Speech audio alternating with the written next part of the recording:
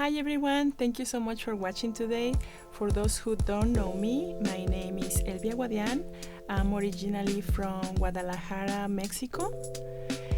But right now I'm a resident artist at Grit and Glory in New York City. I'm especially known for a style inspired by both Mexican and Chicano culture, with stuff such as Day of the Dead girls, clown girls, lettering, sugar skulls, religious inspired pieces, etc. So today we're gonna talk about black and gray tattoos.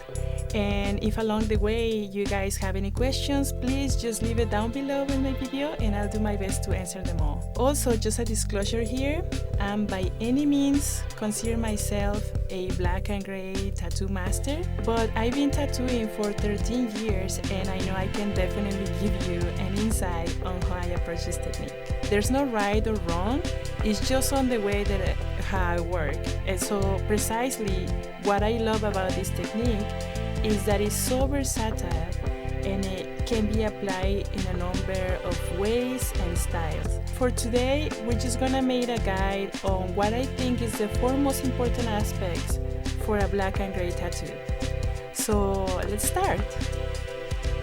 Here's what I consider is the most important aspects for a black and gray tattoo. First, we have composition, lasers and contrast, equipment, and shading. With all these 4 elements, I'm thinking about the longevity of the tattoo. And even though it's fairly easy to touch up black and gray tattoos, I think we wanna make it look great for a few decades and be readable to the eyes. So now that I've been tattooing for this long and I had a chance to see tattoos that I've done 10 years ago, I can say that I'm very disappointed on how tattoos just disappear, and how ink expands or just fades. There's a handful of people that don't mind their tattoos fading, to each their own, but at the end of the day, we're all gonna get old, the tattoos are gonna get old. But I think it's very important as an artist to try to execute it well and to have it in mind some fundamentals of tattooing when making the tattoo. And I'm just here to try and teach you what I think it works for me to make it last as long as possible. So this is the way in which different elements on the artwork are going to be combined or arranged. First, we will be considering the area that I'm going to tattoo, the size, the shape, and if there's any other tattoos around it, also even their shapes, or if it's gonna be a cover-up. I will usually trace the shape of the spot that I'm going to fill with tracing paper, and I will consider the areas around it. In this case, she has a lot of black work around, and I wouldn't want to tattoo on top of any of these pieces, so I'll try to make it look like a mess. I like to place my stencil, which will be the top of the rose, and I will freehand the rest of the tattoo just to make the right modifications to make it feel just right. Roses are always fun and they're very good for filling up spaces, so this was a really cool tattoo and fun to do. On this other picture that I'm going to show you right here, this is a really big project, and then she wanted a back piece. So for this tattoo, I will trace the actual size of the area that I'm going to tattoo, in this case the back piece. It's kind of like a shape of an hourglass. So she wanted to make it look like a romantic scene with flowers, kind of like a nostalgic kind of feeling. So I think it's super important to become familiar with the subject matter. I try to organize everything on my mind before I draw. I go through a ton of reference online before my appointment. I think like having that visual information in your mind will help me on choosing what works and what not. This is just an example. And she asked me to have like a type of like nostalgic type of piece. So I asked her, what do you mean by that? She said she likes Polaroid pictures, letters, clocks, and also she wanted like a romantic couple. The question was like, what do you want them to be doing, kissing, hugging, laughing, or also what's your preference on flowers? All of these little questions to the client will give you the clue on what's going to be the next step. So for example, for this design, I choose a reference pic of Marilyn Monroe and James Dean. This is a classic style that I like, but of course I have to modify a lot of things on this picture. I have to modify the hairstyle, the hand, the chest, everything, the suit. It's basically a Frankenstein image. Just like a couple things to keep in mind while composing an image or drawing will be to find the focal point on the image and to think about a story. It's not necessarily a meaning behind it, but it's more like an emotion. What are you trying to portray with this tattoo, or what's the action going on? Once you consider all these things, then I think it's time to start drawing. I think here's my basic idea of a couple kissing, and this is gonna be my focal point. Then I'm gonna think what is gonna be the bigger elements and what's gonna be the background, what's gonna be big or not. You can tell in this next image that my stencil is not very detailed, because I know that through the process I'm gonna lose some of it, and I'm just gonna be focused on my focal point, and I wanna have that artistic freedom to change things along the way. After placing my stencil and having that first image that's gonna be my focal point, then I think we're going in technique, which it will be like shading it with a super light gray tone and just having this first layer of gray tone as my first session. If you have seen a few videos on TikTok of the drawings that I do, it's kind of like the same approach on my drawings. I place my drawings on white pencil on tone paper. I try to shape everything first, and then from there start like blocking them. So it's kind of like the same process on tattoo. It's just, I think, working my way up, it just makes it more easy to make larger pieces. I shape everything and blocking like the main areas, kind of like knowing where my highlights are gonna be, like working my way up to the highlight. There's a chance that your client often won't know what's going on, but you have to be sure of what you're doing and be convinced of the process so you can transmit this confidence to the client.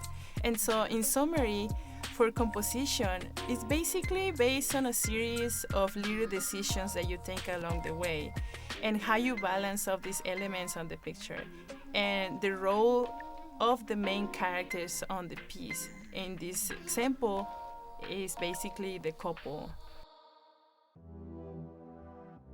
Have you ever wondered why a tattoo looks flat? Well, there could be a couple answers for this. Either the tattoo is still in the healing process, or the artist didn't properly put the solid tones on the tattoo. So for me, the very, very basics for a black and gray tattoo will be light source and contrast. And I try to think about this as a positive and negative on the skin, just as a yin and yang. So for light source and contrast, we have first the light source. Obviously, this is the space that we leave on the skin. This will put an emphasis on our image and keep our eyes focused to a specific subject. For our contrast, will be the opposite, is the amount of ink that we put on the skin. As you can see, the highlights of this tattoo are mostly areas of skin untouched or in negative space, in contrast with very dark areas like the suit and the background on the devil. And as I mentioned before, black will be the very last tone on a large scale piece. Like this one, I made this tattoo 4 years ago, and I'm still thinking on how different I will approach it today, and with the different things that I learned along the way. Maybe composing the image a little bit different, or changing a few elements, and also, along the way, I learned so many things. I love this tattoo, but as an artist, I think you're never gonna be like fully content on the result. And at least myself, I always think, and how could I make it better? And then this tattoo, it gives me a better understanding on how I can simplify things and how basic shapes will create a complex shape. So here we have an example of another tattoo. So in this image, this client wanted himself as a skull with a gun. So I went through everything we talked about in composition, asking him questions like a little interview to see what he likes about this specific hat, what kind of gun, the suit, then arrange all these images together since we are very sure about the hat to think about the light source. So we're settled on this picture, and the rest of the picture we have to match the source of this light, which is kind of like above, kind of like behind. So my contrast will be the complete opposite side of the hat, then is the background and the suit. And I really want to see the difference between the light and the dark areas within the tattoo. Good contrast creates depth in a tattoo. And here I like to play a little bit with the images by changing the values, the levels, brightness, shadows, contrast, etc. Literally just any tool that is already available on your phone or computer. This helps me to see the shapes and how it's gonna be, where are gonna be the highlights. Therefore, the negative space on the skin. So, which in this case is the hat. In this second picture, again, we have a couple kissing. The light source is gonna be the front of the image, so you can see both faces and the details on the face, like the sugar skull thing and the hair, for example. That's my light source. And we have this other example of image where my light source is basically the sun. So the sun is kind of hitting the back of the man, and on the other side, so it's gonna be almost black as the sun is hitting above the hat of the man. This tattoo has a lot more going on. I try to combine the main subject with thicker lines and make an empty space around it, so the main focus is the man working, also combined with the light source. When it comes to tattooing, we will frequently require our saturated areas to be solid black. But remember, black shading will make the tattoo or break the tattoo. So really think about it as the yin and yang, and be careful on where you use your solid blacks. So basically here we're gonna talk about the equipment that I use. The brand that I use for my machines is Cheyenne. Right now I'm using Sol Nova Unlimited 3.5. This is the machine that I use every day since last year. I've been using Cheyenne for many years. I just like how efficient and reliable is the company. Before this machine, I used Cheyenne Hawk, which is a little bit different. It lasted me for like years, 6-7 years, working every day, absolutely perfect. I like this machine because it's wireless and it has an easy access for the battery on the upper part of the machine. The battery lasts about for 5 hours, and it has like an extra battery to change it just in case it dies. But honestly, in all this time, never really had to change it in the middle of the tattoo. Also, it has like a single button that controls everything. It kind of takes a little bit of time to get used to it. You kind of have to play by ear and tilt it to feel or adjust the voltage. This is a 3.5 stroke. It is very ideal for a black and gray tattoo.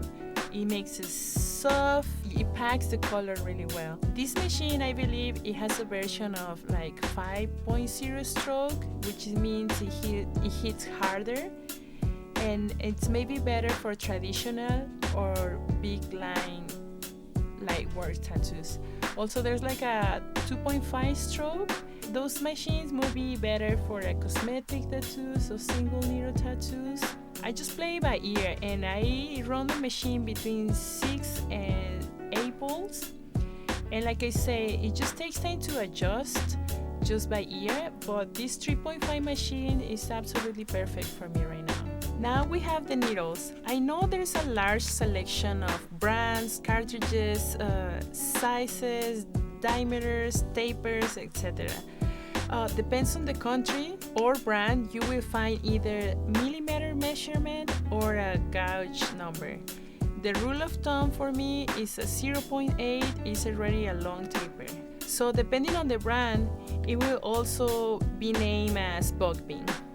And I really love these needles. I use them for everything, for shading, for lines, for details on the shading. And I will have on my table at least 3 to 4 different liners and maybe just 1 or 2 curved magnums. And for magnums, I like curve or soft edge. This configuration gives me a smoother look on the tattoo, especially if they're bug beans. The curves give the feel of a brush, kind of like if you're painting. So my favorite bug bean curved magnum will be 15, 11, or 7. So another very important part of my equipment will be the ink.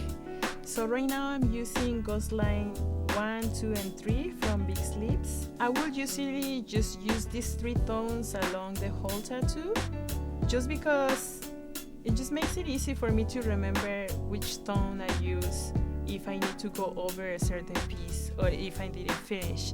And for my main areas and really going for the black spots, I will use Killer Bee Black. I wouldn't line with this ink just because it's too black and it tends to expand. But for lines, I will either use like Ghost Line 3 or just kind of like mix it with a few drops of this one with this one. Another primary aspect for black and gray tattoos obviously will be the shading technique. There's a different variation on shading based on how you tune your tattoo machine or how you mix the inks, but what I will normally use is just like a brush shading technique. This is good for like soft blending and for portraits, and it can be performed using a long taper needle. How do you do it? Keep the tattoo in place by making a pendulum motion just back and forth. The other technique will be whip shading, which is used a little bit more on the traditional sector of tattooing. It can be used in almost any style of tattoos. It gives it an effect of like a pencil drawing. What I prefer to use will be a 3-round liner with a long taper bug bean. Other times, artists use different things to blend, but I think I would rather to use like a round liner to make it tie all together. Also mix it with the regular pendulum motion. So hopefully this guide has given you a better understanding on fundamentals for black and gray tattoo. This is a really quick guide of 4 elements that I think are very important for it. Honestly, tattooing is just an extremely rewarding and creative art form. It's important to remember that any technique requires practice and patience. I will try to go over with more videos in more details with the technique and tattooing so you can guys maybe apply it with the content. Thank you so much for watching. This is Elvia Guadian. See you guys in the next videos. Bye!